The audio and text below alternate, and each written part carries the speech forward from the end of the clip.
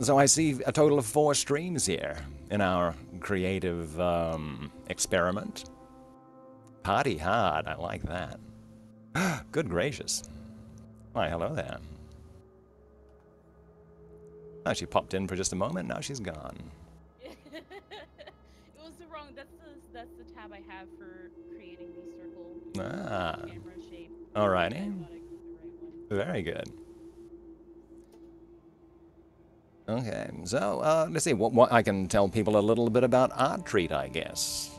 For those who don't know, Mixer, the website that we're on here, the streaming platform, have teams, which allows streamers to get together if they have something in common. So, Queen of Art, the Fearless Chief, Captain Insanity. Is Captain Insanity like the *1 sidekick?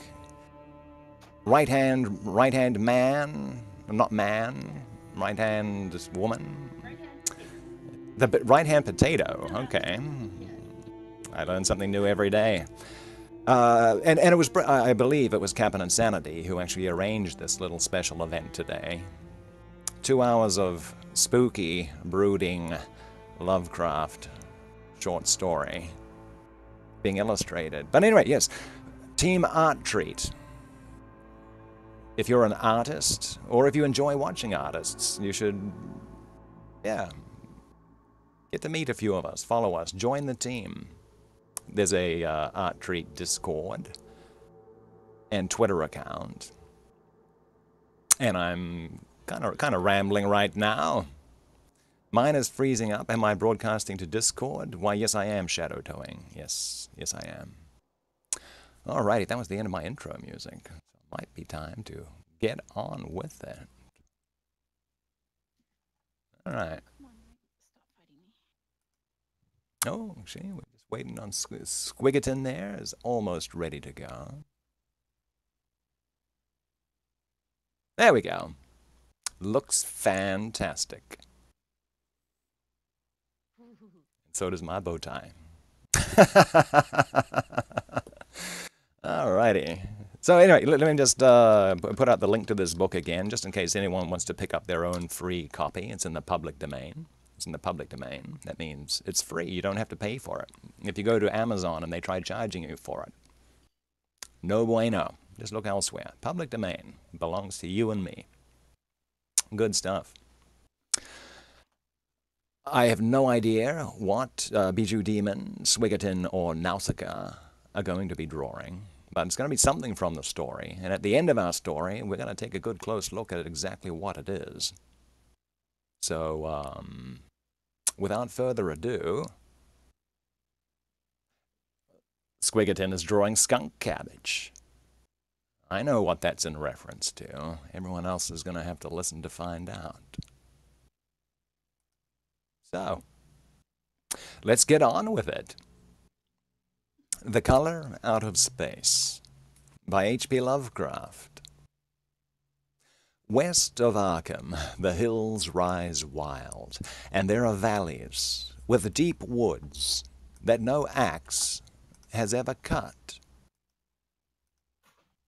There are dark, narrow glens where the trees slope fantastically, and where thin brooklets trickle without ever having caught the glint of sunlight.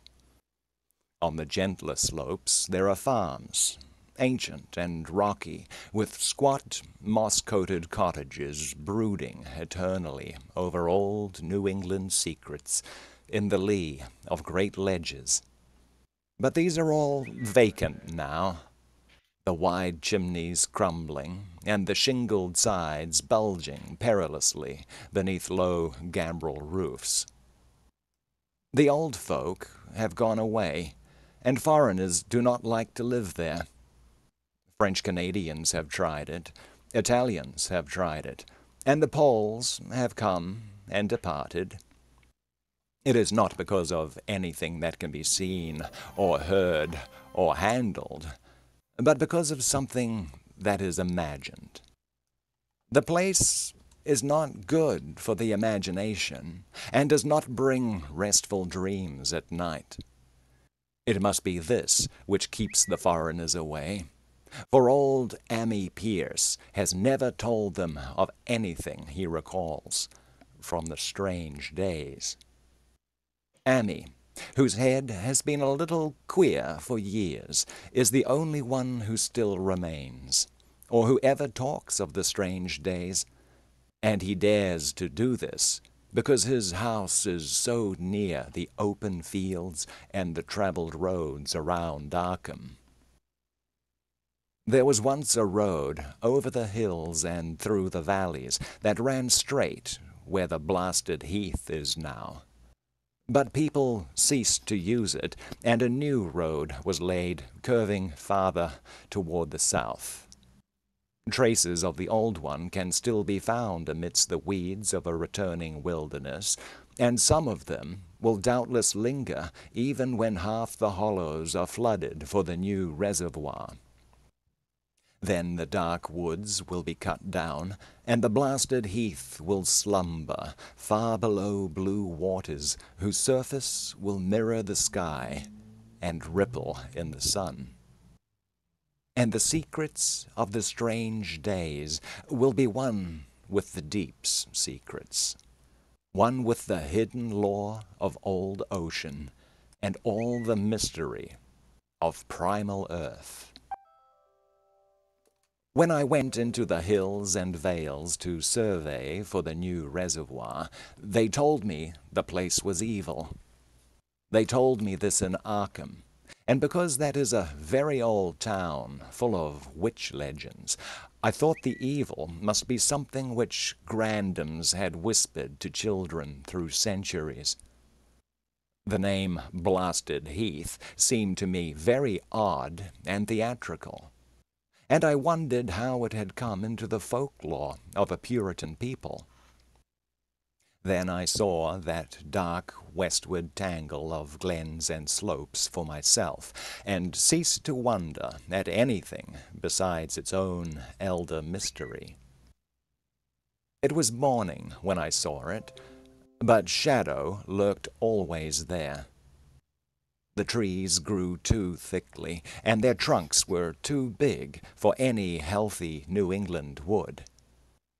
There was too much silence in the dim alleys between them, and the floor was too soft with the dank moss and mattings of infinite years of decay. In the open spaces, mostly along the line of the old road, there were little hillside farms, sometimes with all the buildings standing, sometimes with only one or two, and sometimes with only a lone chimney or fast-filling cellar. Weeds and briars reigned, and furtive wild things rustled in the undergrowth. Upon everything was a haze of restlessness and oppression, a touch of the unreal and the grotesque, as if some vital element of perspective or chiaroscuro were awry. I did not wonder that the foreigners would not stay, for this was no region to sleep in.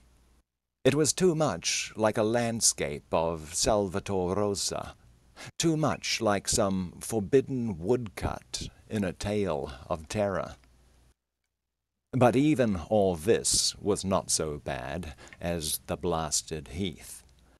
I knew it the moment I came upon it, at the bottom of a spacious valley, for no other name could fit such a thing, or any other thing fit such a name. It was as if the poet had coined the phrase from having seen this one particular region. It must, I thought, as I viewed it, be the outcome of a fire. But why had nothing new ever grown over those 5 acres of grey desolation that sprawled open to the sky like a great spot eaten by acid in the woods and fields? It lay largely to the north of the ancient road line, but encroached a little on the other side. I felt an odd reluctance about approaching, and did so at last only because my business took me through and past it. There was no vegetation of any kind on that broad expanse, but only a fine grey dust or ash, which no wind seemed ever to blow about. The trees near it were sickly and stunted, and many dead trunks stood or lay rotting at the rim.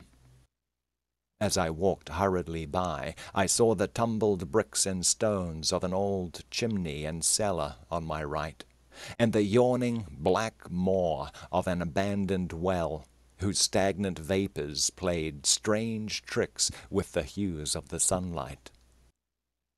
Even the long, dark woodland climb beyond seemed welcome in contrast, and I marveled no more at the frightened whispers of Arkham people. There had been no house or ruin near. Even in the old days the place must have been lonely and remote. And at twilight, dreading to repass that ominous spot, I walked circuitously back to the town by the curving road on the south. I vaguely wished some clouds would gather, for an odd timidity about the deep, skyey voids above had crept into my soul. In the evening, I asked old people in Arkham about the blasted heath, and what was meant by that phrase, "strange days," which so many evasively muttered. I could not, however, get any good answers, except that all the mystery was very much more recent than I had dreamed. It was not a matter of old legendary at all, but something within the lifetime of those who spoke. It had happened in the 80s, and a family had disappeared or was killed. Speakers would not be exact, and because they all told me to pay no attention to old Ammi Pierce's crazy tales, I sought him out the next morning. Having heard that he lived alone in the ancient tottering cottage where the trees first begin to get very thick. It was a fearsomely archaic place, and had begun to exude the faint miasmal odor which clings about houses that have stood too long. Only with persistent knocking could I rouse the aged man, and when he shuffled timidly to the door, I could tell he was not glad to see me. He was not so feeble as I had expected, but his eyes drooped in a curious way, and his unkempt clothing and white beard made him seem very worn and dismal.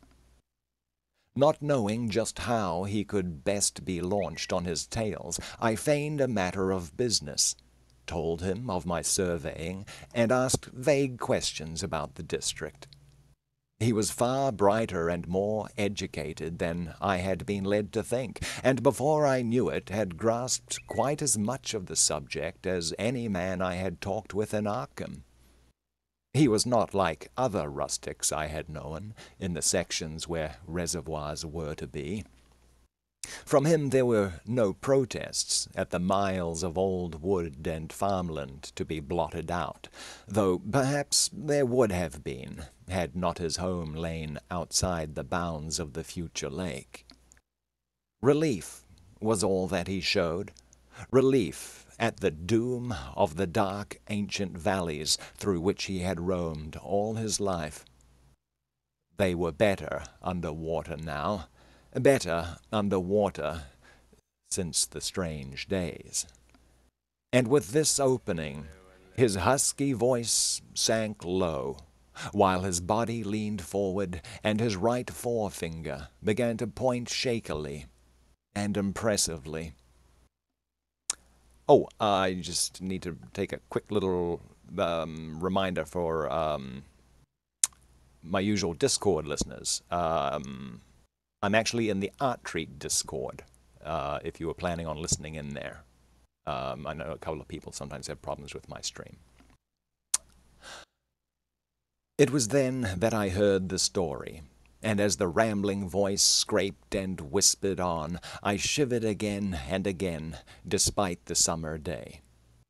Often I had to recall the speaker from ramblings, piece out scientific points which he knew only by a fading parrot memory of professors' talk, or bridge over gaps where his sense of logic and continuity broke down.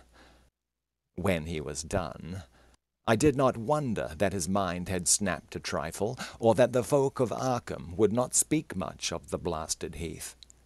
I hurried back before sunset to my hotel, unwilling to have the stars come out above me in the open, and the next day returned to Boston to give up my position.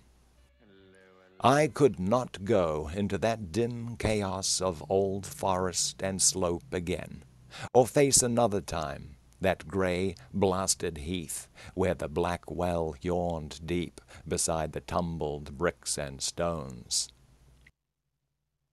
The reservoir will soon be built now, and all those elder secrets will be safe forever under watery fathoms. But even then, I do not believe I would like to visit that country by night.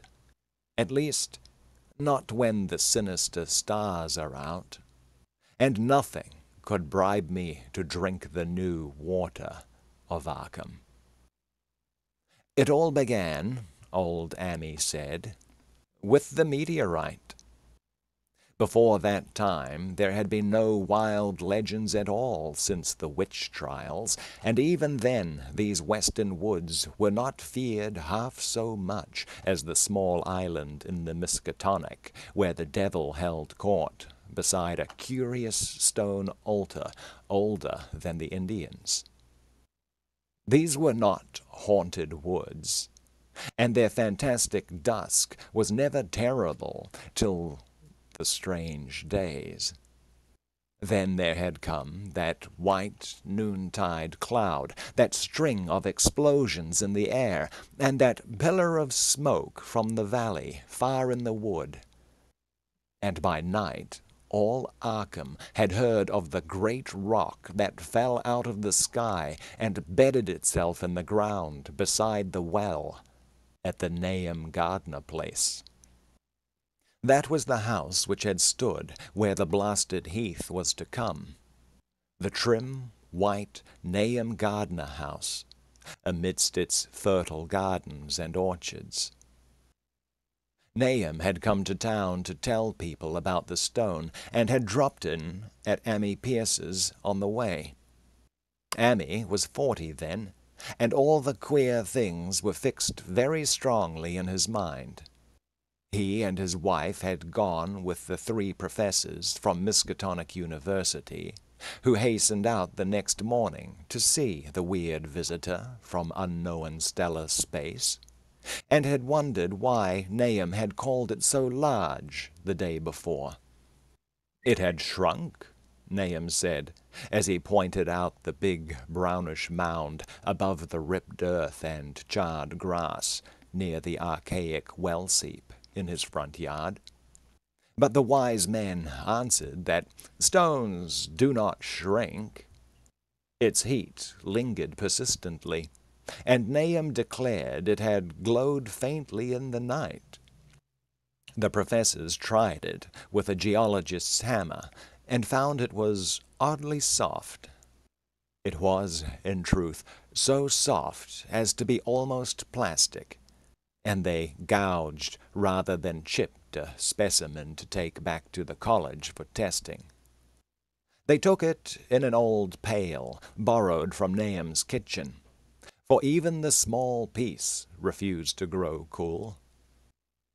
On the trip back they stopped at Amy's to rest, and seemed thoughtful when Mrs. Pierce remarked that the fragment was growing smaller and burning the bottom of the pail. Truly, it was not large, but perhaps they had taken less than they thought. The day after that, all this was in June of '82, the professors had trooped out again in a great excitement. As they passed Amy's, they told him what queer things the specimen had done, and how it had faded wholly away when they put it in a glass beaker. The beaker had gone too. and the wise men talked of the strange stone's affinity for silicon. It had acted quite unbelievably in that well-ordered laboratory, doing nothing at all and showing no occluded gases when heated on charcoal, being wholly negative in the borax bead, and soon proving itself absolutely non-volatile at any producible temperature, including that of the oxyhydrogen blowpipe. On an anvil it appeared highly malleable, and in the dark its luminosity was very marked.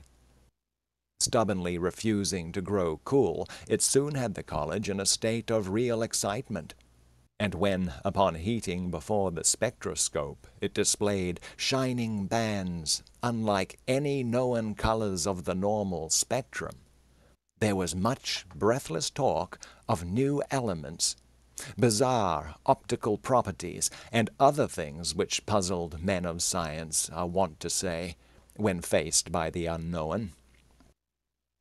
Hot as it was, they tested it in a crucible with all the proper reagents. Water did nothing. Hydrochloric acid was the same. Nitric acid and even aqua regia merely hissed and spatted against its torrid invulnerability. Amy had difficulty in recalling all these things, but recognized some solvents as I mentioned them in the usual order of use. There were ammonia and caustic soda, alcohol and ether, nauseous carbon disulfide, and a dozen others. But although the weight grew steadily less as time passed, and the fragment seemed to be slightly cooling, there was no change in the solvents to show that they had attacked the substance at all. It was a metal, though, beyond a doubt. It was magnetic, for one thing, and after its immersion in the acid solvents there seemed to be faint traces of the Wittgenstein figures found on meteoric iron. When the cooling had grown very considerable, the testing was carried on in glass, and it was in a glass beaker that they left all the chips made of the original fragment during the work. The next morning both chips and beaker were gone without a trace, and only a charred spot marked the place on the wooden shelf where they had been. All this the professors told Amy as they paused at his door, and once more he went with them to see the stony messenger from the stars, though this time his wife did not accompany him. It had now most certainly shrunk, and even the sober professors could not doubt the truth of what they saw. All around the dwindling brown lump near the well was a vacant space, except where the earth had caved in, and whereas it had been a good 7 feet across the day before, it was now scarcely 5. It was still hot, and the sages studied its surface curiously as they detached another and larger piece with hammer and chisel. They gouged deeply this time, and as they pried away the smaller mass, they saw that the core of the thing was not quite homogeneous. They had uncovered what seemed to be the side of a large colored globule embedded in the substance. The color, which resembled some of the bands in the meteor's strange spectrum, was almost impossible to describe, and it was only by analogy that they called it color at all. Its texture was glossy, and upon tapping it appeared to promise both brittleness and hollowness. One of the professors gave it a smart blow with a hammer, and it burst with a nervous little pop. Nothing was omitted, and all trace of the thing vanished with the puncturing. It left behind a hollow, spherical space about 3 inches across, and all thought it probable that others would be discovered as the enclosing substance wasted away. Conjecture was vain, so after a futile attempt to find additional globules by drilling, The seekers left again with their new specimen, which proved, however, as baffling in the laboratory as its predecessor had been. Aside from being almost plastic, having heat, magnetism, and slight luminosity, cooling slightly in powerful acids, possessing an unknown spectrum, wasting away in air, and attacking silicon compounds with mutual destruction as a result, it presented no identifying features whatsoever. And at the end of the tests, the college scientists were forced to own that they could not place it. It was nothing of this earth, but a piece of the great outside, and as such dowered with outside properties and obedient to outside laws. That night there was a thunderstorm, and when the professors went out to Nahum's the next day, they met with a bitter disappointment. The stone, magnetic as it had been, must have had some peculiar electrical property, for it had drawn the lightning, as Nahum said, with a singular persistence. 6 times within an hour the farmer saw the lightning strike the furrow in the front yard, and when the storm was over, nothing remained but a ragged pit by the ancient well sweep, half choked with caved-in earth. Digging had borne no fruit, and the scientists verified the fact of the utter vanishment. The failure was total, so that nothing was left to do but go back to the laboratory and test again the disappearing fragment left carefully cased in lead. That fragment lasted a week, at the end of which nothing of value had been learned of it.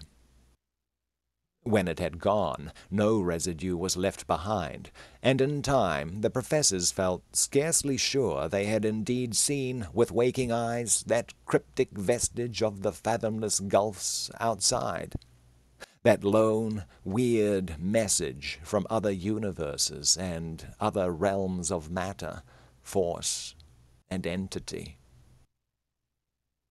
As was natural, the Arkham papers made much of the incidents with its collegiate sponsoring, and sent reporters to talk with Nahum Gardner and his family.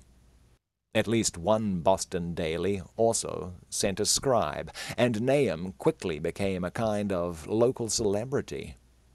He was a lean, genial person of about 50, living with his wife and 3 sons on the pleasant farmstead in the valley. He and Amy exchanged visits frequently, as did their wives, and Amy had nothing but praise for him after all these years. He seemed slightly proud of the notice his place had attracted, and talked often of the meteorite in the succeeding weeks. That July and August were hot, and Nahum worked hard at his haying in the 10-acre pasture across Chapman's Brook, his rattling wain wearing deep ruts in the shadowy lanes between. The labor tired him more than it had in other years, and he felt that age was beginning to tell on him. Then fell the time of fruit and harvest. The pears and apples slowly ripened, and Nahum vowed that his orchards were prospering as never before. The fruit was growing to phenomenal size and unwanted gloss, and in such abundance that extra barrels were ordered to handle the future crop. But with the ripening came sore disappointment, for of all that gorgeous array of specious lusciousness, not one single jot was fit to eat. Into the fine flavor of the pears and apples had crept a stealthy bitterness and sickishness, so that even the smallest of bites induced a lasting disgust. It was the same with the melons and tomatoes, and Nahum sadly saw that his entire crop was lost. Quick to connect events, he declared that the meteorite had poisoned the soil and thanked heaven that most of the other crops were in the upland lot along the road. Winter came early and was very cold. Amy saw Nahum less often than usual and observed that he had begun to look worried. The rest of his family, too, seemed to have grown taciturn, and were far from steady in their church-going or their attendance at the various social events of the countryside. For this reserve or melancholy no cause could be found, though all the household confessed now and then to poorer health and a feeling of vague disquiet. Nahum himself gave the most definite statement of anyone when he said he was disturbed about certain footprints in the snow. They were the usual winter prints of red squirrels, white rabbits, and foxes, but the brooding farmer professed to see something not quite right about their nature and arrangement. He was never specific, but appeared to think that they were not as characteristic of the anatomy and habits of squirrels and rabbits and foxes as they ought to be. Amy listened without interest to this talk, until one night when he drove past Nahum's house in his sleigh on the way back from Clark's Corners. There had been a moon, and a rabbit had run across the road, and the leaps of that rabbit were longer than either Amy or his horse liked. The latter, indeed, had almost run away when brought up by a firm rein. Thereafter, Amy gave Nahum's tales more respect, and wondered why the gardener dog seemed so cowed and quivering every morning. They had, it developed, nearly lost the spirit to bark. In February, the McGregor boys from Meadow Hill were out shooting woodchucks, and not far from the Gardner place bagged a very peculiar specimen. The proportions of its body seemed slightly altered in a queer way, impossible to describe, while its face had taken on an expression which no one ever saw in a woodchuck before. The boys were genuinely frightened and threw the thing away at once, so that only their grotesque tales of it ever reached the people of the countryside. But the shying of the horses near Nahum's house had now become an acknowledged thing, and all the basis for a cycle of whispered legend was fast taking form. People vowed that the snow melted faster around Nahum's than it did anywhere else, and early in March there was an awed discussion in Potter's General Store at Clark's Corners. Stephen Rice had driven past Gardner's in the morning and had noticed the skunk cabbages coming up through the mud by the woods across the road. Never were things of such size before, and they held strange colors that could not be put into any words. Their shapes were monstrous, and the horse had snorted at an odor which struck Stephen as wholly unprecedented. That afternoon, several persons drove past to see the abnormal growth, and all agreed that plants of that kind ought never to sprout in a healthy world. The bad fruit of the fall before was freely mentioned, and it went from mouth to mouth that there was poison in Nahum's ground. Of course, it was the meteorite, and remembering how strange the men from the college had found that stone to be, several farmers spoke about the matter to them. One day they paid Nahum a visit, but having no love of wild tales and folklore, were very conservative in what they inferred.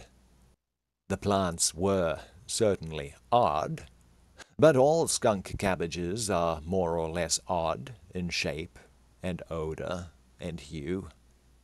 Perhaps some mineral element from the stone had entered the soil, but it would soon be washed away. And as for the footprints and frightened horses, of course this was mere country talk, which such a phenomenon as the aerial light would be certain to start. There was really nothing for serious men to do in cases of wild gossip, for superstitious rustics will say and believe anything. And so, all through the strange days, the professors stayed away in contempt. Only one of them, when given 2 files of dust for analysis in a police job over a year and a half later, recalled that the queer color of that skunk cabbage had been very like one of the anomalous bands of light shown by the meteor fragment in the college spectroscope, and like the brittle globule found embedded in the stone from the abyss.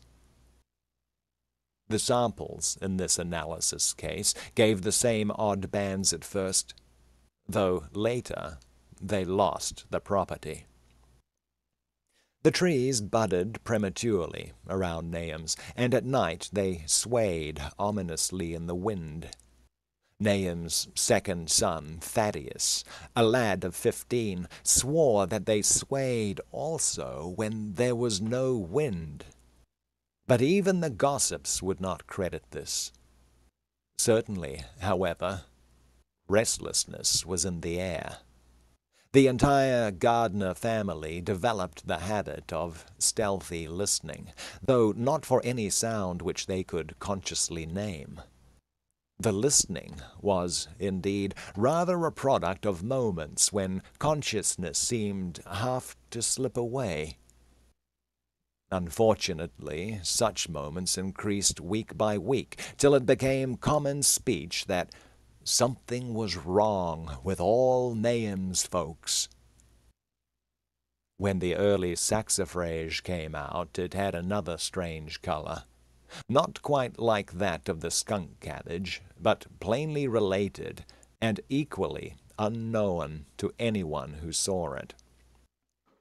Nahum took some blossoms to Arkham and showed them to the editor of the Gazette, but that dignitary did no more than write a humorous article about them, in which the dark fears of rustics were held up to polite ridicule. It was a mistake of Nahum's to tell a stolid city man about the way the great, overgrown, mourning cloak butterflies behaved in connection with these saxifrages. April brought a kind of madness to the country folk, and began that disuse of the road past Nahum's, which led to its ultimate abandonment. It was the vegetation. All the orchard trees blossomed forth in strange colors, and through the stony soil of the yard and adjacent pasturage there sprang up a bizarre growth which only a botanist could connect with the proper flora of the region. No sane, wholesome colors were anywhere to be seen, except in green grass and leafage, but everywhere those hectic and prismatic variants of some diseased, underlying primary tone, without a place among the known tints of earth. The Dutchman's breeches became a thing of sinister menace, and the bloodroots grew insolent in their chromatic perversion. Amy and the gardeners thought that most of the colors had a sort of haunting familiarity, and decided that they reminded one of the brittle globule in the meteor. Nahum plowed and sowed the 10-acre pasture and the upland lot, but did nothing with the land around the house. He knew it would be of no use, and hoped that the summer's strange growths would draw all the poison from the soil. He was prepared for almost anything now, and had grown used to the sense of something near him waiting to be heard. The shunning of his house by neighbors told on him, of course, But it told on his wife more. The boys were better off, being at school each day, but they could not help being frightened by the gossip. Thaddeus, an especially sensitive youth, suffered the most. In May, the insects came, and Nahum's place became a nightmare of buzzing and crawling. Most of the creatures seemed not quite usual in their aspects and motions, and their nocturnal habits contradicted all former experience. The gardeners took to watching at night, watching in all directions at random for something. They could not tell what. It was then that they all owned that Thaddeus had been right about the trees. Mrs. Gardner was the next to see it from the window as she watched the swollen boughs of a maple against a moonlit sky. The boughs surely moved, and there was no wind. It must be the sap. Strangeness had come into everything growing now, yet it was none of Nahum's family at all who made the next discovery. Familiarity had dulled them, and what they could not see was glimpsed by a timid windmill salesman from Bolton who drove by one night in ignorance of the country legends. What he told in Arkham was given a short paragraph in the Gazette, and it was there that all the farmers, Nahum included, saw it first. The night had been dark, and the buggy lamps faint, but around a farm in the valley, which everyone knew from the account must be Nahum's, the darkness had been less thick. A dim, though distinct, luminosity seemed to inhere in all the vegetation, grass, leaves, and blossoms alike, while at one moment a detached piece of the phosphorescence appeared to stir furtively in the yard near the barn. The grass had so far seemed untouched, and the cows were freely pastured in the lot near the house, but toward the end of May the milk began to be bad. Then Nahum had the cows driven to the uplands, after which the trouble ceased. Not long after this, the change in grass and leaves became apparent to the eye. All the verdure was going gray, and was developing a highly singular quality of brittleness. Ammi was now the only person who ever visited the place, and his visits were becoming fewer and fewer. When school closed, the gardeners were virtually cut off from the world, and sometimes let Ammi do their errands in town. They were failing curiously, both physically and mentally, and no one was surprised when the news of Mrs. Gardner's madness stole around. It happened in June, about the anniversary of the meteor's fall, and the poor woman screamed about things in the air which she could not describe. In her raving there was not a single specific noun, but only verbs and pronouns. Things moved and changed and fluttered, and ears tingled to impulses which were not wholly sounds. Something was taken away. She was being drained of something. Something was fastening itself on her that ought not to be. Someone must make it keep off. Nothing was ever still in the night. The walls and windows shifted.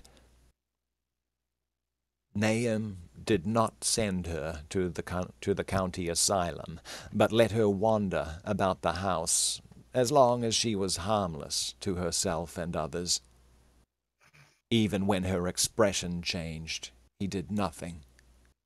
But when the boys grew afraid of her, and Thaddeus nearly fainted at the way she made faces at him, he decided to keep her locked in the attic. By July, she had ceased to speak, and crawled on all fours. And before... Whoa! Mr. Chomp Chomp? Could you, like, shut up and give us the money? Money don't get everything, it's true. That's... What it don't get, I can't use. I want money. Mr. Chomp Chomp, you are... I was... There we go! Alright, yeah. Yeah, that is, just a little dono hype, a little break in character right there. Thank you so much, Mr. Chomp Chomp. Yeah, it's good to see you, yeah. We're doing a special stream today with Team Art Treat. You can see the other fine illustrators there working on their own various scenes or inspirations from the story I'm reading. It's going to be great. Yeah. Look at that. Actually, I'm just taking a look at it for the first time, actually, on these. Yeah. It's going to be very cool. It's a very fun experiment. Very fun experiment. Anyway, thank you, Mr. Chomp Chomp. Thank you, Mr. Chomp Chomp. Oh, all right. By July, she had ceased to speak and crawled on all fours, and before that month was over, Nahum got the mad notion that she was slightly luminous in the dark, as he now clearly saw was the case with the nearby vegetation. Hey there, Match. Thank you for that follow. Oh, Robiny. Ah. Ooh. I just need to pop into... I'm not sure who that was. It's all good. Oh, I lost my book. There it is. No, that's not it. I lost my Kindle. And see what happens when I don't pay attention? All right. All right, there we go. Eager canvas. Thank you, thank you. Right. But I must get on with it. Got to beat the time limit of 2 hours. It was a little before this that the horses had stampeded. Something had aroused them in the night, and their neighing and kicking in their stalls had been terrible. There seemed virtually nothing to do to calm them, and when Nahum opened the stable door, they all bolted out like frightened woodland deer. It took a week to track all four, and when found, they were seen to be quite useless and unmanageable. Something had snapped in their brains, and each one had to be shot for its own good. Nahum borrowed a horse from Ammi for his haying, but found it would not approach the barn. It shied, balked, and whinnied, and in the end he could do nothing but drive it into the yard, while the men used their own strength to get the heavy wagon near enough the hayloft for convenient pitching. And all the while the vegetation was turning gray and brittle. Even the flowers, whose hues had been so strange, were graying now, and the fruit was coming out gray and dwarfed and tasteless.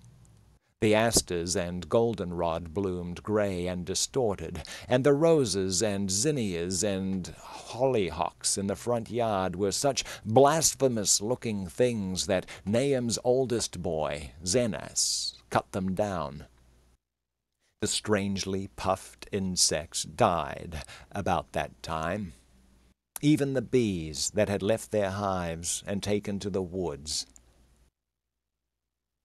By September, all the vegetation was fast crumbling to a grayish powder, and Nahum feared that the trees would die before the poison was out of the soil. His wife now had spells of terrific screaming, and he and the boys were in a constant state of nervous tension. Oh, Mr. Chomp Chomp, if you're having issues hearing through Mixer, the Art Treat Discord, I'm also going direct to there as well. Yeah. I just saw that. They shunned people now. And when school opened, the boys did not go. But it was Ammi, on one of his rare visits, who first realized that the well water was no longer good. It had an evil taste that was not exactly fetid, nor exactly salty, and Ammi advised his friend to dig another well on higher ground to use, till the soil was good again. Nahum, however, ignored the warning, for he had by that time become calloused to strange and unpleasant things. Oh, let me just make a little... that was Mr. Chomp Chomp. We are in Art Treat Discord as well. If someone could link the Art Treat Discord, that'd be pretty cool too. Thanks. He and the boys continued to use the tainted water supply, drinking it as listlessly and mechanically as they ate their meager and ill-cooked meals and did their thankless and monotonous chores through the aimless days. There was something of stolid resignation about them all, as if they walked half in another world between lines of nameless guards to a certain and familiar doom. Thaddeus went mad in September after a visit to the well. He had gone with a pail and had come back empty-handed, shrieking and waving his arms, and sometimes lapsing into an inane titter or a whisper about the moving colors down there. 2 in one family was pretty bad, but Nahum was very brave about it. He let the boy run about for a week until he began stumbling and hurting himself. And then he shut him in an attic room, across the hall from his mother's. The way they screamed at each other from behind their locked doors was very terrible, especially to little Merwin, who fancied they talked in some terrible language that was not of earth. Merwin was getting frightfully imaginative, and his restlessness was worse after the shutting away of the brother who had been his greatest playmate. Almost at the same time, the mortality amongst the livestock commenced. Poultry turned grayish and died very quickly, their meat being found dry and noisome upon cutting. Hogs grew inordinately fat, then suddenly began to undergo loathsome changes which no one could explain. Their meat was, of course, useless, and Nahum was at his wit's end. No rural veterinary would approach his place, and the city veterinary from Arkham was openly baffled. The swine began growing gray and brittle, and falling to pieces before they died, and their eyes and muzzles developed singular alterations. It was very inexplicable, for they had never been fed from the tainted vegetation. Then something struck the cows. Certain areas, or sometimes the whole body, would be uncannily shriveled or compressed, and atrocious collapses or disintegrations were common. In the last stages, and death was always the result, there would be a graying and turning brittle like that which beset the hogs. There could be no question of poison, for all the cases occurred in a locked and undisturbed barn. No bites of prowling things could have brought the virus, for what live beast of earth can pass through solid obstacles? It must be only natural disease, yet what disease could wreak such results was beyond any mind's guessing. When the harvest came, there was not an animal surviving on the place, for the stock and poultry were dead, and the dogs had run away. These dogs, 3 in number, had all vanished one night, and were never heard of again.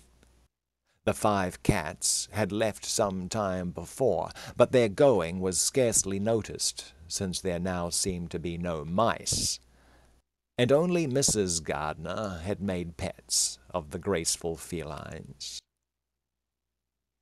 On the 19th of October, Nahum staggered into Ammy's house with hideous news. The death had come to poor Thaddeus in his attic room, and it had come in a way which could not be told. Nahum had dug a grave in the railed family plot behind the farm, and had put therein what he found. There could have been nothing from the outside, for the small barred window and locked door were intact, but it was much as it had been in the barn. Ammy and his wife consoled the stricken man as best they could, but shuddered when they did so. Stark terror seemed to cling round the Gardners, and they all touched, and the very presence of one in the house was a breath from regions unnamed and unnameable. Ammy accompanied Nahum home with the greatest reluctance, and did what he might to calm the hysterical sobbing of little Merwin. Zenas needed no calming. He had come of late to do nothing but stare into space and obey what his father told him. And Ammy thought that his fate was very merciful. Now and then Merwin's screams were answered faintly from the attic, and in response to an inquiring look, Nahum said that his wife was getting very feeble. When night approached, Ammy managed to get away, for not even friendship could make him stay in that spot when the faint glow of the vegetation began, and the trees may or may not have swayed without wind. It was really lucky for Ammy that he was not more imaginative.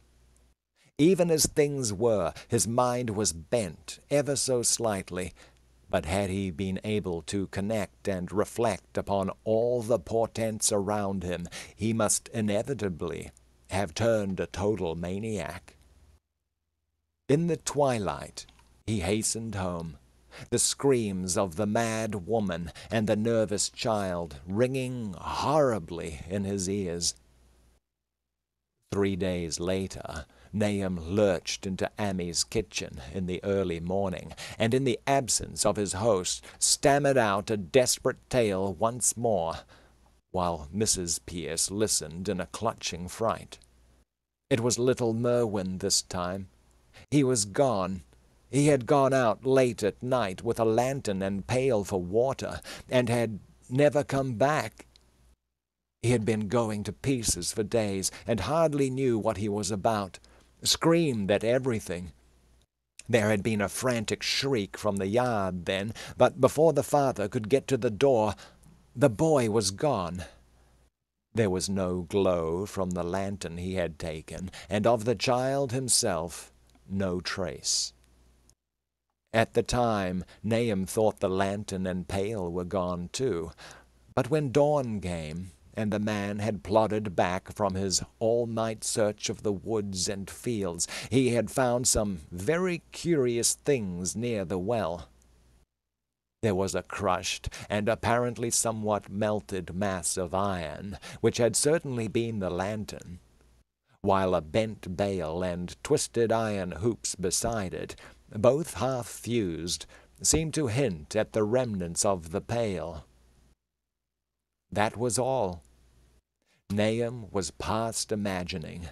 Mrs. Pierce was blank, and Ammy, when he had reached home and heard the tale, could give no guess. Merwin was gone, and there would be no use in telling the people around, who shunned all gardeners now. No use either in telling the city people at Arkham, who laughed at everything. Thad was gone, and now Merwin was gone. Something was creeping and creeping and waiting to be seen and felt and heard. Nahum would go soon, and he wanted Amy to look after his wife and Zenas if they survived him.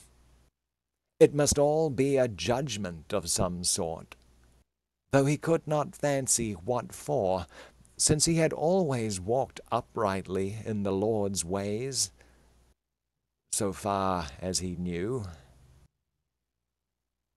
For over 2 weeks, Amy saw nothing of Nahum. And then, worried about what might have happened, he overcame his fears and paid the gardener place a visit. There was no smoke from the great chimney, and for a moment the visitor was apprehensive of the worst. The aspect of the whole farm was shocking.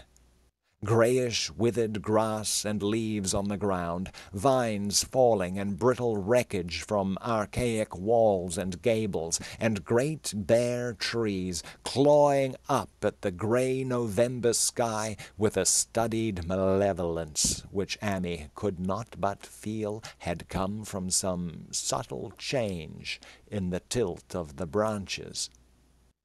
But Nahum was alive, after all. He was weak and lying on a couch in the low-ceiled kitchen, but perfectly conscious and able to give simple orders to Zenas. The room was deadly cold, and as Amy visibly shivered, the host shouted huskily to Zenas for more wood. Wood, indeed, was sorely needed, since the cavernous fireplace was unlit and empty, with a cloud of soot blowing about in the chill wind that came down the chimney. Presently, Nahum asked him if the extra wood had made him any more comfortable, and then Amy saw what had happened. The stoutest cord had broken at last, and the hapless farmer's mind was proof against more sorrow. Questioning tactfully, Amy could get no clear data at all about the missing Zenas. "In the well! He lives in the well!" was all that the clouded father would say. Then there flashed across the visitor's mind a sudden thought of the mad wife, and he changed his line of inquiry. "Nabby! Why, here she is!" was the surprised response of poor Nahum, and Amy soon saw that he must search for himself. Leaving the harmless babbler on the couch, he took the keys from their nail beside the door and climbed the creaking stairs to the attic. It was very close and noisome up there, and no sound could be heard from any direction. Of the 4 doors in sight, only one was locked, and on this he tried various keys on the ring he had taken. The 3rd key proved the right one, and after some fumbling, Amy threw open the low white door. It was quite dark inside, for the window was small and half obscured by the crude wooden bars, and Amy could see nothing at all on the wide planked floor.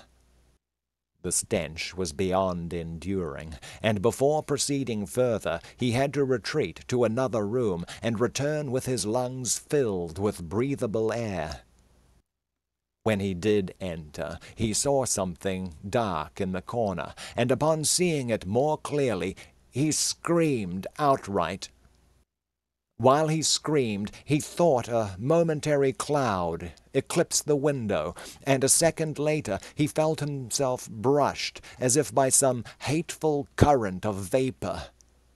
Strange colors danced before his eyes, and had not a present horror numbed him, he would have thought of the globule in the meteor that the geologist's hammer had shattered, and of the morbid vegetation that had sprouted in the spring. As it was, he thought only of the blasphemous monstrosity which confronted him, and which all too clearly had shared the nameless fate of young Thaddeus and the livestock. But the terrible thing about this horror was that it very slowly and perceptibly moved as it continued to crumble. Amy would give me no added particulars to this scene, but the shape in the corner does not reappear in his tale as a moving object. There are things which cannot be mentioned, and what is done in common humanity is sometimes cruelly judged by the law. I gathered that no moving thing was left in that attic room, and that to leave anything capable of motion there would have been a deed so monstrous as to damn any accountable being to eternal torment. Anyone but a stolid farmer would have fainted or gone mad, but Amy walked conscious through that low doorway and locked the accursed secret behind him. There would be Nahum to deal with now. He must be fed and tended, and removed to some place where he could be cared for. Commencing his descent of the dark stairs, Amy heard a thud below him. He even thought a scream had been suddenly choked off, and recalled nervously the clammy vapor which had brushed by him in that frightful room above.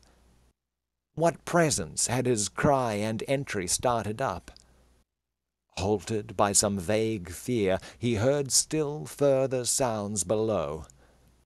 Indubitably there was a sort of heavy dragging and a most detestably sticky noise, as of some fiendish and unclean species of suction.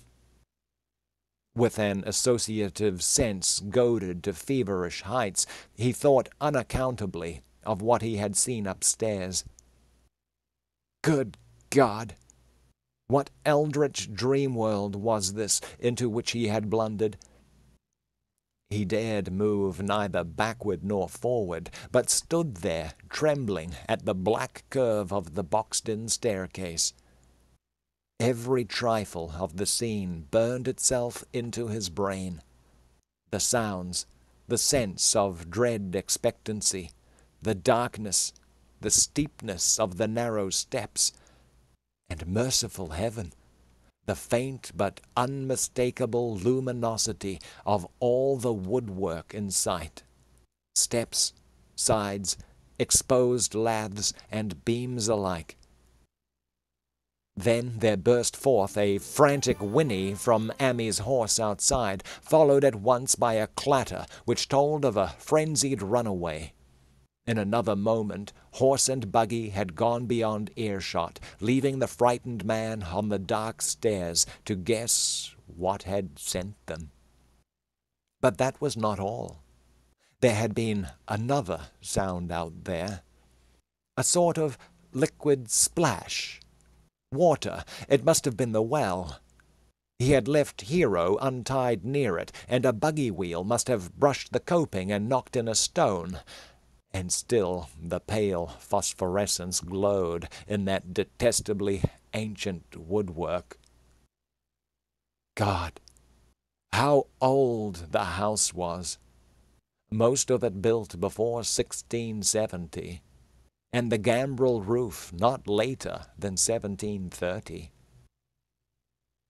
A feeble scratching on the floor downstairs now sounded distinctly, and Amy's grip tightened on a heavy stick he had picked up in the attic for some purpose. Slowly nerving himself, he finished his descent and walked boldly toward the kitchen. But he did not complete the walk, because what he sought was no longer there. It had come to meet him, and it was still alive, after a fashion. Whether it had crawled, or whether it had been dragged by any external force, Amy could not say, but the death had been at it.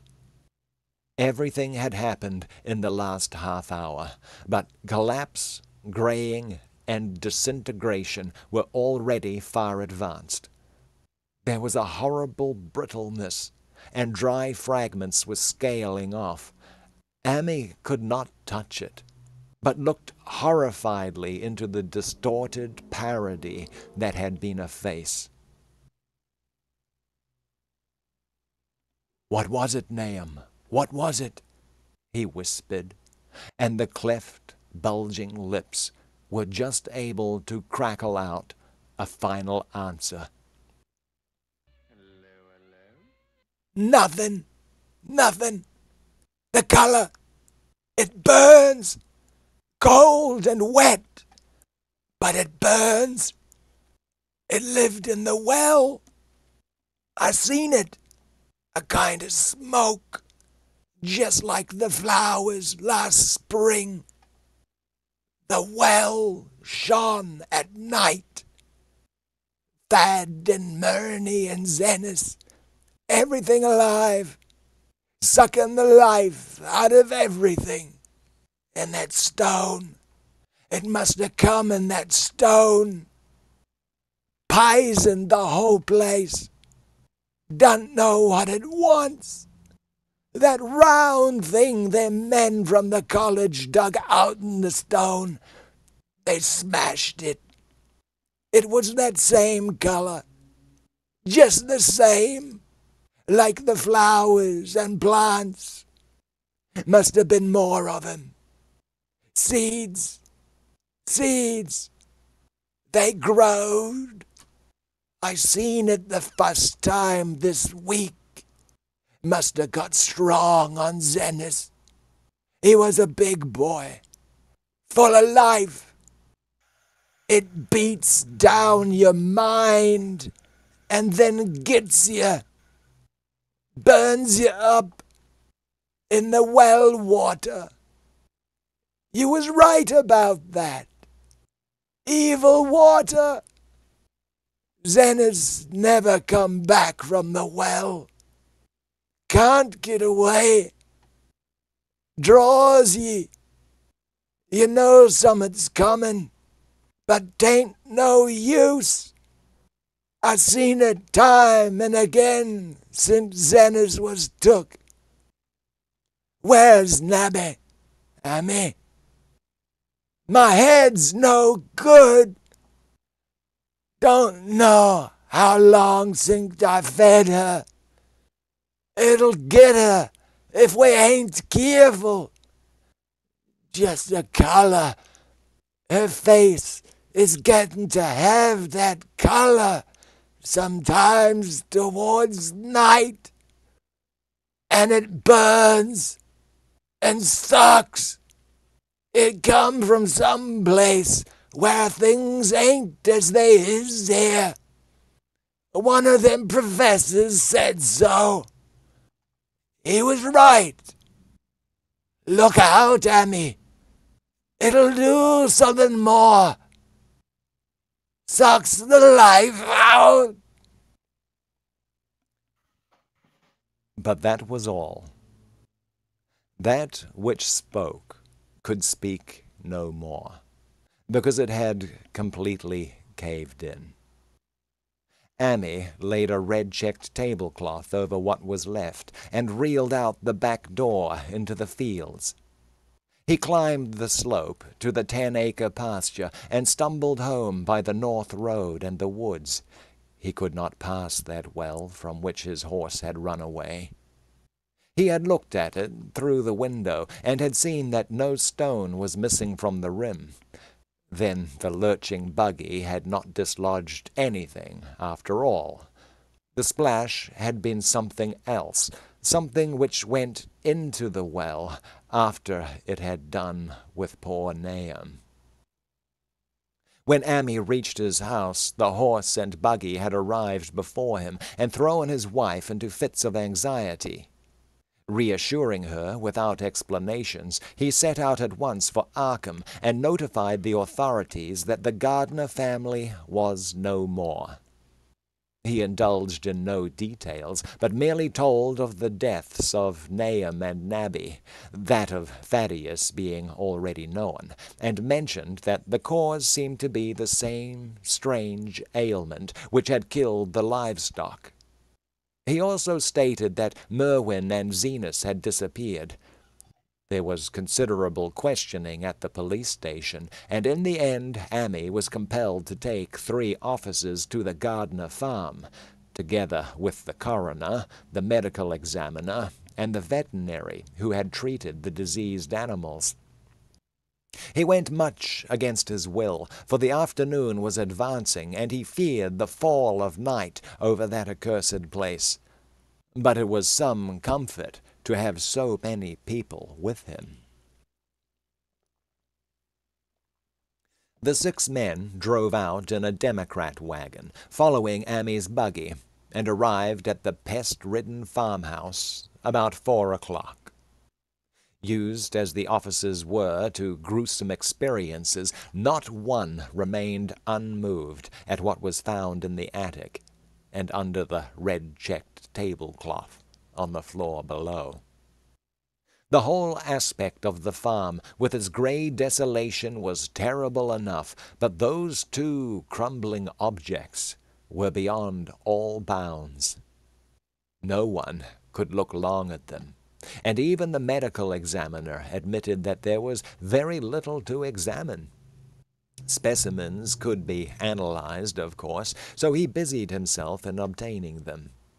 And here it develops that a very puzzling aftermath occurred at the college laboratory where the 2 phials of dust were finally taken.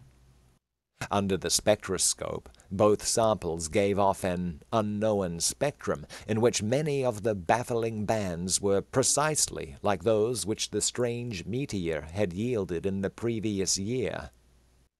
The property of emitting this spectrum vanished in a month, the dust thereafter consisting mainly of alkaline phosphates and carbonates.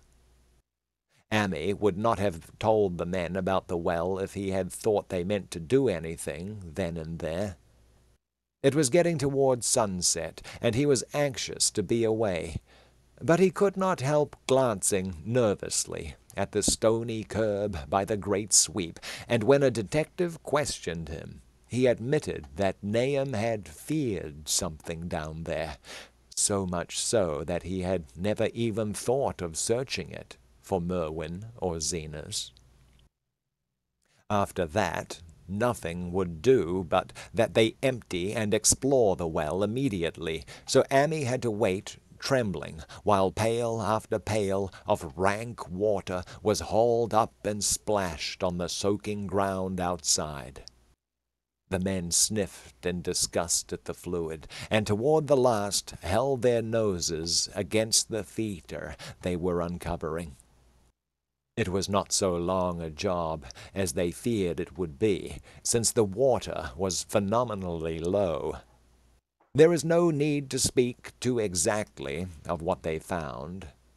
Merwin and Zenas were both there, in part, though the vestiges were mainly skeletal. There were also a small deer and a large dog in about the same state, and a number of bones of smaller animals.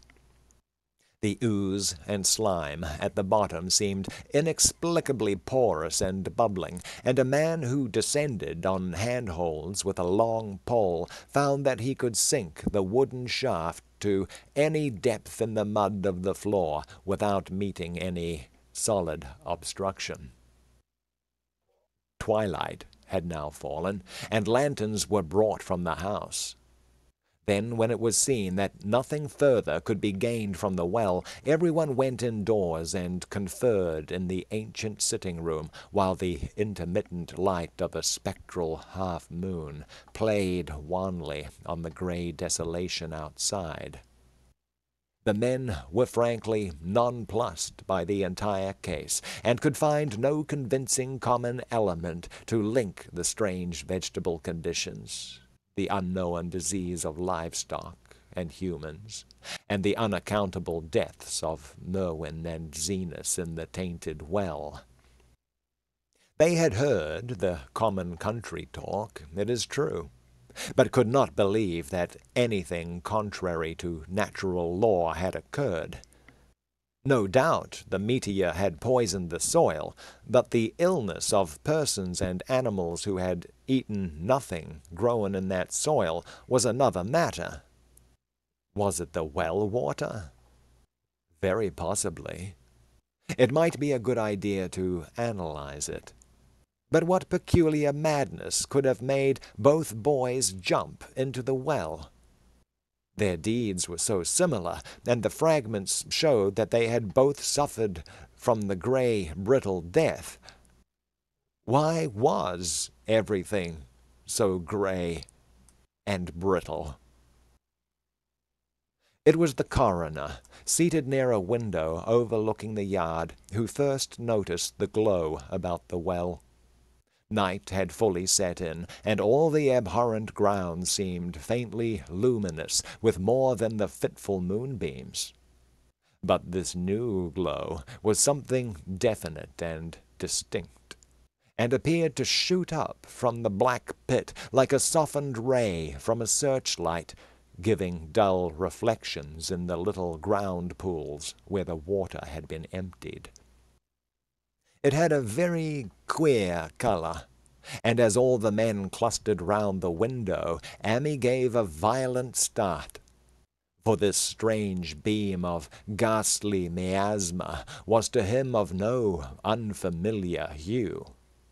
He had seen that color before, and feared to think what it might mean.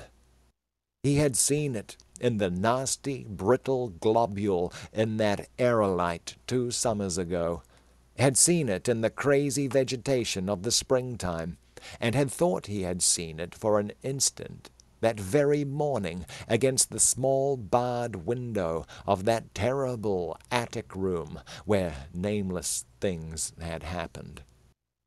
It had flashed there a second, and a clammy and hateful current of vapor had brushed past him, and then poor Nahum had been taken by something of that color. He had said so at the last. Said it was the globule and the plants. After that had come the runaway in the yard and the splash in the well, and now that the well was belching forth to the night a pale, insidious beam of the same demonic tint,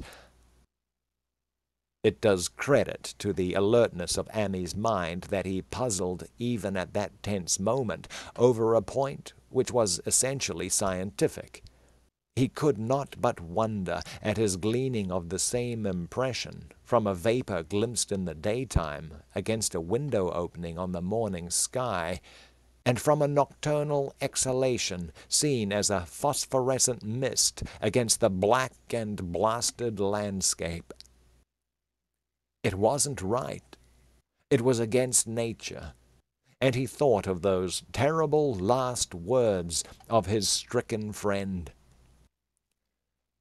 "It come from some place where things ain't as they is here. One of them professors said so." All 3 horses outside, tied to a pair of shriveled saplings by the road, were now neighing and pawing frantically. The wagon driver started for the door to do something, but Amy laid a shaky hand on his shoulder. "Don't go out there," he whispered.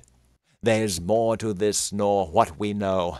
Nahum said something lived in the well that sucks your life out. He said it must be summat growed from a round ball, like one we all seen in the meteor stone that fell a year ago June. Sucks and burns, he said, and is just a cloud o' colour, like that light out there now, that you can hardly see and can't tell what it is. Nahum thought it feeds on everything living and gets stronger all the time. He said he's seen it this last week. It must be something from away off in the sky, like the men from the college last year says the meteor stone was. The way it's made and the way it works ain't like no way o' God's world. It's summit from beyond." So the men paused indecisively as the light from the well grew stronger, and the hitched horses pawed and whinnied in increasing frenzy. It was truly an awful moment. With terror in that ancient and accursed house itself, 4 monstrous sets of fragments, 2 from the house and 2 from the well, in the woodshed behind, and that shaft of unknown and unholy iridescence from the slimy depths in front. Ammi had restrained the driver on impulse, forgetting how uninjured he himself was after the clammy brushing of that colored vapor in the attic room, but perhaps it is just as well that he acted as he did. No one will ever know what was abroad that night, and though the blasphemy from beyond had not so far hurt any human of unweakened mind, there is no telling what it might not have done at that last moment. And with its seemingly increased strength and the special signs of purpose it was soon to display beneath the half-clouded, moonlit sky. All at once, one of the detectives at the window gave a short, sharp gasp. The others looked at him, and then quickly followed his own gaze upward to the point at which its idle straying had been so suddenly arrested. There was no need for words. What had been disputed in country gossip was disputable no longer, and it is because of the thing which every man of that party agreed in whispering later on that the strange days are never talked about in Arkham. It is necessary to premise that there was no wind at that hour of the evening. One did arise not long afterward, but there was absolutely none then. Even the dry tips of the lingering hedge mustard, gray and blighted, and the fringe on the roof of the standing Democrat wagon were unstirred, and yet, amid that tense, godless calm, the high, bare boughs of all the trees in the yard were moving. They were twitching morbidly and spasmodically, clawing in convulsive and epileptic madness at the moonlit clouds, scratching impotently in the noxious air as if jerked by some alien and bodiless line of linkage with subterrene horrors writhing and struggling below the black roots. Not a man breathed for several seconds. Then a cloud of darker depth passed over the moon, and the silhouette of clutching branches faded out momentarily. At this there was a general cry, muffled with awe, but husky and almost identical from every throat. For the terror had not faded with the silhouette, and in a fearsome instant of deeper darkness the watchers saw, wriggling at that treetop height, 1,000 tiny points of faint and unhallowed radiance, tipping each bough like the fire of St. Elmo or the flames that came down on the apostles' heads at Pentecost. It was a monstrous constellation of unnatural light, like a glutted swarm of corpse-fed fireflies dancing hellish sarabands over an accursed marsh. And its color was that same nameless intrusion which Ammi had come to recognize and dread. All the while the shaft of phosphorescence from the well was getting brighter and brighter, bringing to the minds of the huddled men a sense of doom and abnormality which far outraced any image their conscious minds could form. It was no longer shining out. It was pouring out. and as the shapeless stream of unplaceable color left the well, it seemed to flow directly into the sky. The veterinary shivered and walked to the front door to drop the heavy extra bar across it.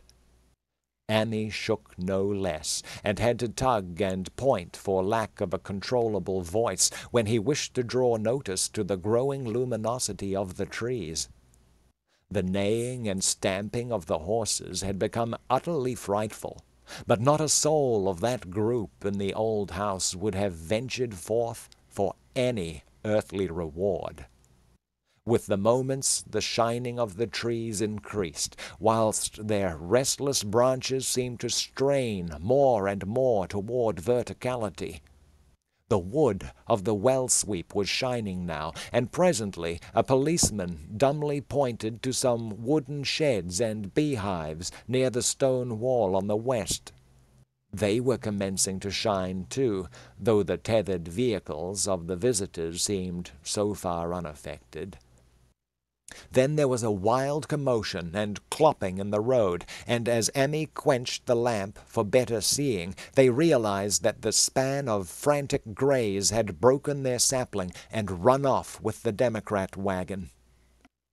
The shock served to loosen several tongues, and embarrassed whispers were exchanged. "It spreads on everything organic that's been around here," muttered the medical examiner. No one replied, but the man who had been in the well gave a hint that his long pole must have stirred up something intangible. "It was awful," he added. "There was no bottom at all, just ooze and bubbles and the feeling of something lurking under there."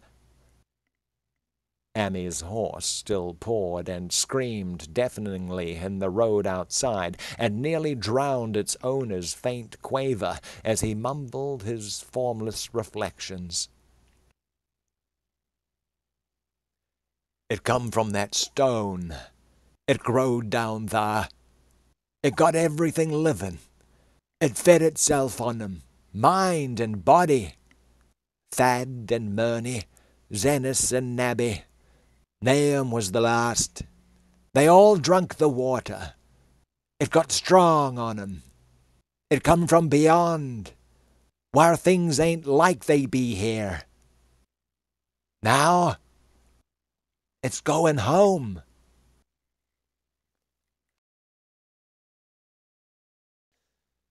At this point, as the column of unknown color flared suddenly stronger and began to weave itself into fantastic suggestions of shape, which each spectator later described differently, there came from poor tethered hero such a sound as no man before or since ever heard from a horse. Every person in that low-pitched sitting-room stopped his ears, and Ammy turned away from the window in horror and nausea. Words could not convey it. When Ammy looked out again, the hapless beast lay huddled inert on the moonlit ground between the splintered shafts of the buggy. That was the last of Hero till they buried him next day. But the present was no time to mourn, for almost at this instant a detective silently called attention to something terrible in the very room with them. In the absence of the lamplight, it was clear that a faint phosphorescence had begun to pervade the entire apartment. It glowed on the broad planked floor and the fragment of rag carpet, and shimmered over the sashes of the small-paned windows. It ran up and down the exposed corner posts, coruscated about the shelf and mantel, and infected the very doors and furniture. Each minute saw it strengthen, and at last it was very plain that healthy, living things must leave that house. Ammy showed them the back door, and the path up through the fields to the 10-acre pasture. They walked and stumbled as in a dream, and did not dare look back till they were far away on the high ground. They were glad of the path, for they could not have gone the front way by that well. It was bad enough passing the glowing barn and sheds, and those shining orchard trees with their gnarled, fiendish contours. But thank heaven the branches did their worst, twisting high up. The moon went under some very black clouds as they crossed the rustic bridge over Chapman's Brook, and it was blind groping from there to the open meadows.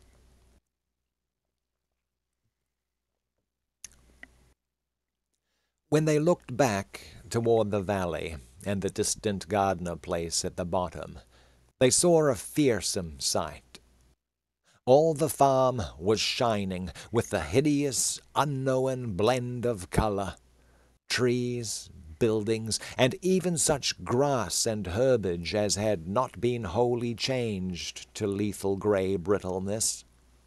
The boughs were all straining skyward, tipped with tongues of foul flame, and lambent tricklings of the same monstrous fire were creeping about the ridge-poles of the house, barn, and sheds. It was a scene from a vision of Fuseli, and over all the rest reigned that riot of luminous amorphness, that alien and undimensioned rainbow of cryptic poison from the well, seething, feeling, lapping, reaching, scintillating, straining, and malignly bubbling in its cosmic and unrecognizable chromaticism. Then, without warning, the hideous thing shot vertically up toward the sky like a rocket or meteor, leaving behind no trail, and disappearing through a round and curiously regular hole in the clouds before any man could gasp or cry out. No watcher can ever forget that sight, and Annie stared blankly at the stars of Cygnus, Deneb twinkling above the others, where the unknown color had melted into the Milky Way. But his gaze was the next moment called swiftly to earth by the crackling in the valley. It was just that, only a wooden ripping and crackling, and not an explosion, as so many of the other party members vowed. Yet the outcome was the same, for in one feverish, kaleidoscopic instant, there burst up from that doomed and accursed farm a gleamingly eruptive cataclysm of unnatural sparks and substance, blurring the glance of the few who saw it, and sending forth to the zenith a bombarding cloudburst of such colored and fantastic fragments as our universe must needs disown. Through quickly reclosing vapors they followed the great morbidity that had vanished, and in another second they had vanished too. Behind and below was only a darkness to which the men dared not return, and all about was a mounting wind which seemed to sweep down in black, raw gusts from interstellar space. It shrieked and howled and lashed the fields and distorted woods in a mad cosmic frenzy, till soon the trembling party realized it would be no use waiting for the moon to show what was left down there at Nahum's. Too awed even to hint theories, the 7 shaking men trudged back toward Arkham by the North Road. Annie was worse than his fellows, and begged them to see him inside his own kitchen, instead of keeping straight on to town. He did not wish to cross the nighted, wind-whipped woods alone to his home on the main road, for he had had an added shock that the others were spared, and was crushed forever with a brooding fear he dared not even mention for many years to come. as the rest of the watchers on that tempestuous hill had stolidly set their faces toward the road, Amy had looked back an instant at the shadowed valley of desolation so lately sheltering his ill-starred friend. And from that stricken, faraway spot he had seen something feebly rise, only to sink down again upon the place from which the great shapeless horror had shot into the sky. It was just a color, but not any color of our earth or heavens. And because Amy recognized that color, and knew that this last faint remnant must still lurk down there in the well, he has never been quite right since. Amy would never go near the place again. It is over half a century now since the horror happened, but he has never been there, and will be glad when the new reservoir blots it out. I shall be glad too, for I do not like the way the sunlight changed color around the mouth of that abandoned well I passed. I hope the water will always be very deep, but even so, I shall never drink it. I do not think I shall visit the Arkham country hereafter. 3 of the men who had been with Amy returned the next morning to see the ruins by daylight, but there were not any real ruins.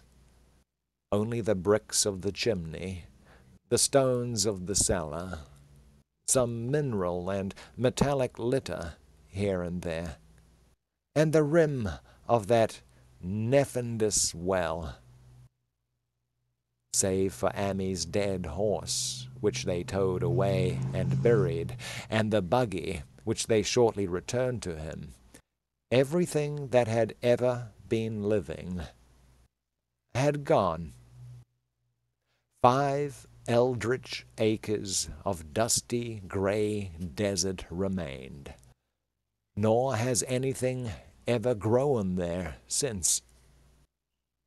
To this day it sprawls open to the sky like a great spot eaten by acid in the woods and fields, and the few who have ever dared glimpse it, in spite of the rural tales, have named it the Blasted Heath. The rural tales are queer.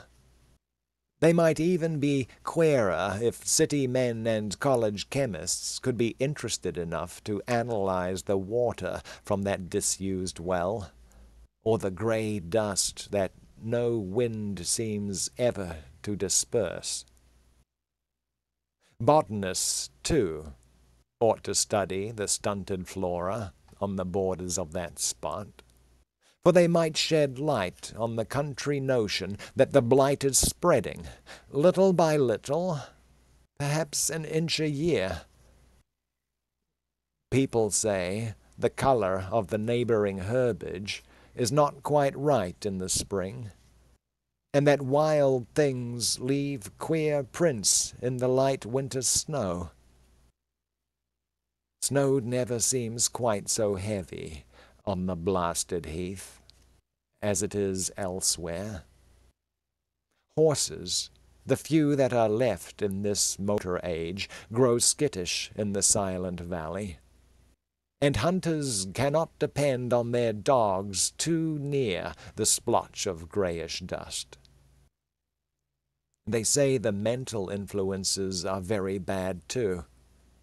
Numbers went queer in the years after Nahum's taking, and always they lacked the power to get away. Then the stronger-minded folk all left the region, and only the foreigners tried to live in the crumbling old homesteads. They could not stay, though.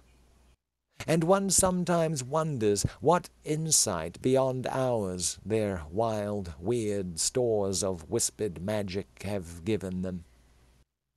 Their dreams at night, they protest, are very horrible in that grotesque country. And surely the very look of the dark realm is enough to stir a morbid fancy. No traveler has ever escaped a sense of strangeness in those deep ravines. And artists shiver as they paint thick woods whose mystery is as much of the spirit as of the eye. I myself am curious about the sensation I derived from my one lone walk before Ammi told me his tale. When twilight came, I had vaguely wished some clouds would gather, for an odd timidity about the deep, skyey voids above had crept into my soul. Do not ask me for my opinion. I do not know. That is all. There was no one but Ammi to question, for Arkham people will not talk about the strange days. And all three professors who saw the aerolite and its colored globule are dead. There were other globules, depend on that. One must have fed itself and escaped, and probably there was another which was too late. No doubt it is still down the well. I know there was something wrong with the sunlight I saw above that miasmal brink. The rustics say the blight creeps an inch a year, so perhaps there is a kind of growth or nourishment even now. But whatever demon hatchling is there, it must be tethered to something, or else it would quickly spread. Is it fastened to the roots of those terrible trees that claw the air? One of the current Arkham tales is about fat oaks that shine and move as they ought not to do at night. What it is, only God knows. In terms of matter, I suppose the thing Ammi described would be called a gas, but this gas obeyed laws that are not of our cosmos. This was no fruit of such worlds and suns as shine on the telescopes and photographic plates of our observatories. This was no breath from the skies whose motions and dimensions our astronomers measure or deem too vast to measure. It was just a color out of space, a frightful messenger from unformed realms of infinity beyond all nature as we know it, from realms whose mere existence stuns the brain and numbs us with the black extra-cosmic gulfs it throws open before our frenzied eyes. I doubt very much if Ammi consciously lied to me, and I do not think his tale was all a freak of madness, as the townfolk had forewarned.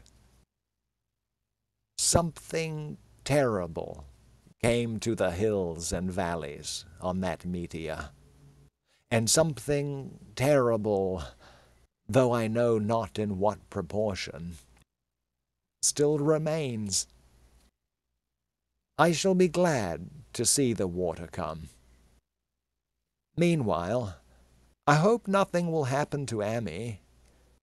He saw so much of the thing, and its influence was so insidious. Why has he never been able to move away? How clearly he recalled those dying words of Nahum's. "Can't get away! Draws ye! You know some't's comin', but 'tain't no use." Ammy is such a good old man. When the reservoir gang gets to work, I must write the chief engineer to keep a sharp watch on him. I would hate to think of him as the grey, twisted, brittle monstrosity which persists more and more in troubling my sleep. And that was The Color Out of Space by H.P. Lovecraft. There we go. Take a little sip of water after that. Yeah. Time to check out. We'll do that, in fact. I have it right here. Let's see. What do we got? What do we got going on? Wow. Look at that media there. That was a good reading. Oh. Fantastic. Oh, I'm glad you enjoyed that. I'm glad you enjoyed that.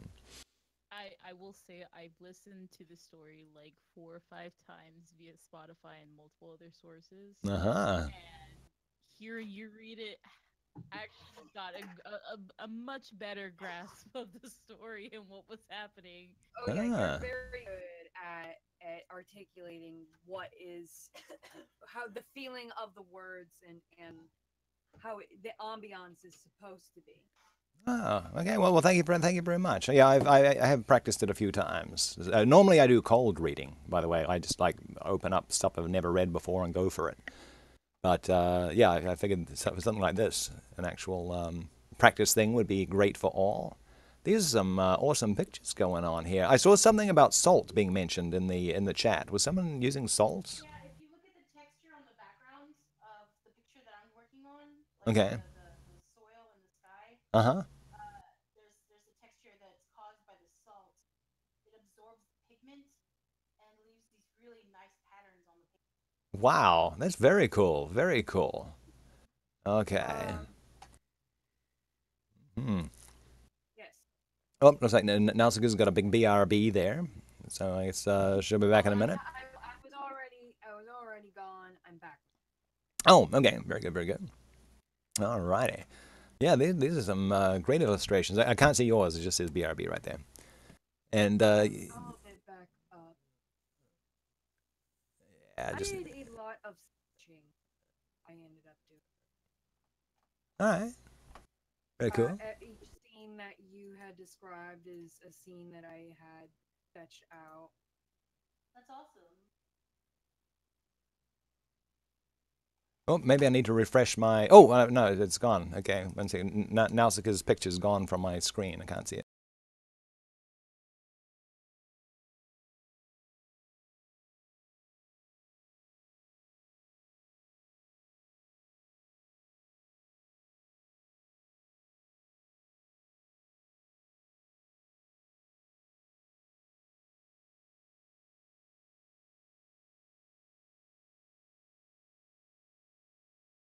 I'm sorry. That's okay. No, it's not your fault. It's just Mixer being. I'm No, it says sorry. Nausicaa's offline. It says. Right. No, I'm not offline. I should not be offline. Oh, well, okay.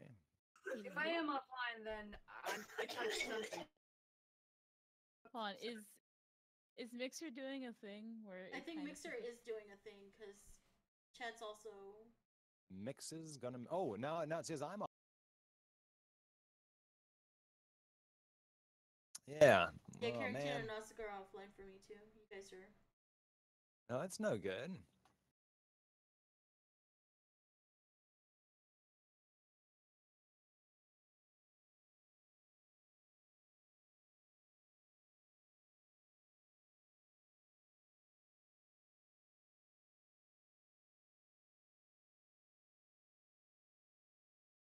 You gotta hold the fort. Hold the fort, Bijou.